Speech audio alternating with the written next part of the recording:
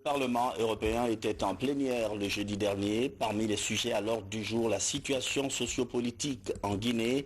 Contrairement à une certaine opinion répandue, les débats n'ont pas occulté la possibilité souveraine du peuple de Guinée de se doter de la constitution de son choix. Extrait. Nous allons passer au débat sur des cas de violation des droits de l'homme, de la démocratie et de l'état de droit. Le premier débat porte sur la Guinée. Berg pour le groupe ID, 1 minute 30. Merci beaucoup, Madame le Président. Je suis un petit peu étonné de ce que la République de Guinée fasse l'objet de cette procédure d'urgence. Nous connaissons tous les manifestations et la violence dans le pays, mais il y a toute une série de suppositions et d'hypothèses dans cette résolution. Même le Conseil qui a pris conseil auprès d'Amnesty International est prudent dans ses affirmations. Et effectivement, on parle de manifestations violentes contre le gouvernement dans le rapport d'Amnesty. Donc on ne doit pas être étonnant qu'il y ait de la répression violente des forces de sécurité. Le président Condé a été le premier président démocratiquement élu de la République de Guinée.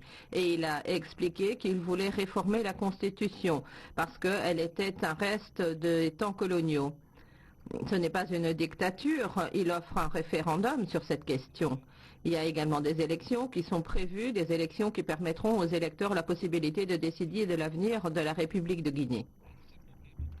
L'un des problèmes, c'est également que certains partis d'opposition ne menacent pas simplement de boycotter les élections, mais également de ne pas organiser les élections. Et plutôt que d'utiliser la diplomatie de mégaphone que constituent ces débats d'urgence, peut-être qu'on pourrait être plus constructif et discuter de manière constructive avec les autorités. Le peuple de la République de Guinée a le choix. Veut-il modifier sa constitution? Et un référendum, c'est quand même une manière démocratique de le décider. Alors ne nous ingérons pas dans des choses qui ne nous concernent pas et arrêtons de faire des déclarations qui ne peuvent faire qu'aggraver la situation qui est déjà compliquée.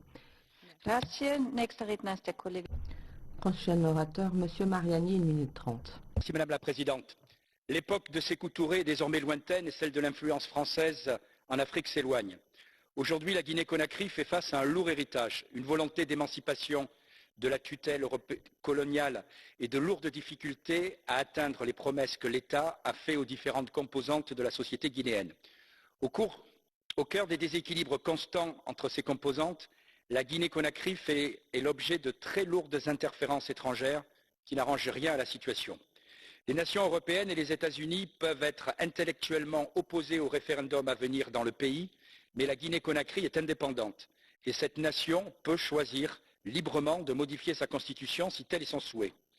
Aujourd'hui, le président Alpha Condé fait l'objet de très nombreuses critiques quant à sa gestion de l'ordre public. Oui, les violences contre les manifestants sont inadmissibles.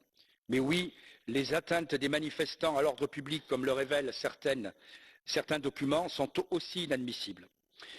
Aussi, voulons-nous simplement continuer à avoir une influence en Afrique ou voulons-nous définitivement nous effacer devant la Chine, la Russie ou l'Inde? Pourquoi d'ailleurs s'indigner de cette réforme constitutionnelle, comme cela a été dit par l'un de mes collègues, depuis 2000, plus de 10 pays ont décidé de changer leur constitution ou de dirigeants ont décidé de prolonger leur pouvoir. Puis-je rappeler par exemple qu'au Cameroun, c'est le même dirigeant depuis 38 ans. Voilà, cette résolution illustre une fois de plus notre impuissance. Si aujourd'hui nous voulons avoir un rôle, il y a un référendum qui doit donner au peuple guinéen la possibilité de choisir ou de refuser cette réforme constitutionnelle. Je pense que nous nous honorerions à faire en sorte que ce référendum se passe légalement, honnêtement, et après c'est aux Guinéens de choisir leur constitution. Merci. Merci beaucoup. Nous allons passer au catch the eye. Étant donné que nous avons les votes à midi et qu'il y a encore un débat qui nous attend avant les votes, je me permettrai de ne donner la parole qu'à un orateur par groupe. Nous avons 6 demandes de parole, donc je donnerai la parole à un orateur par groupe, celui qui a demandé la parole en premier. Pour le PPM, M. Sterovski, pour le PPM, pour le socialiste, M. Lopez Aguilar, et pour la GUE, M. Wallace. M. Sterovski. Děkuji, paní předsedající. Vážení kolegové, já trošku Merci, Madame la Présidente. pochybňovat to, že jsme otevřeli tuto debatu. Já si myslím, že my chceme mít vliv v Africe. My chceme, Merci. Afrika si prošla tím. Nous voulons une influence en Afrique. Nous voulons que l'Afrique connaisse une évolution démocratique du colonialisme jusqu'à la véritable démocratie. Moi, j'ai été ravie lorsque le président Condé a pris ses fonctions en 2010. J'ai suivi ce qu'il a fait. Je me suis intéressée à sa politique et j'ai trouvé que la situation politique dans ce beau pays, dans ce pays riche, était en train de changer et changer graduellement. Et merci, Monsieur Wallace. Merci, Madame. Dans cette résolution, on condamne les violences en Guinée et les violations des droits de l'homme. Je condamne cela, et partout. Notre Parlement adore condamner ces violations un peu partout de par le monde. Mais ensuite, on met la tête dans le sable quant à ce qui se passe dans nos propres États membres. Voyez en 2018 ce qui s'est passé en France quand il y a eu des manifestations pour les réformes de Macron. Vous voyez les gaz qui ont été utilisés.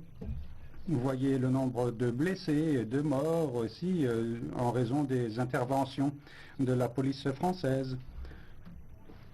Il y a une vingtaine de personnes qui ont perdu un œil, d'autres ont perdu une main.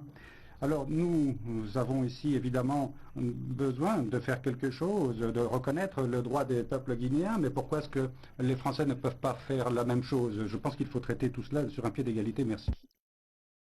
Retour à Conakry, le fichier électoral au cœur d'un entretien à suivre tout à l'heure sur la télévision nationale. La directrice de ce département était dans l'émission En toute vérité. Une question, est-ce qu'une nouvelle révision du fichier électoral est à l'ordre du jour avant la présidentielle de 2020? Suivez sa réponse. Là où les gens sont en train de faire l'amalgame pour dire que c'est une obligation de faire la révision à titre exceptionnel, c'est pas vrai. Je vais lire les dispositions de la loi qui sont claires. L'article 18 du Code électoral. En cas d'établissement ou de révision à titre exceptionnel des listes électorales, les dates d'ouverture et de clôture de la période d'établissement ou de révision sont fixées par décision du président de la CENI dans un délai raisonnable avant la convocation du corps électoral par le président de la République. En cas d'établissement. Alors, qui établit la révision à titre exceptionnel? C'est l'institution. Nous disons, compte tenu de tous les aspects logistique, juridique, nous ne pouvons plus, le temps ne permet pas d'aller à une nouvelle révision à titre exceptionnel avant l'organisation de l'élection présidentielle de 2020. L'intégralité de cette émission à suivre après le journal. C'est parti pour la construction du centre d'autonomisation des femmes de Guékédou. Durée des travaux 1 an. Le financement est supporté par le budget national de développement à hauteur de 13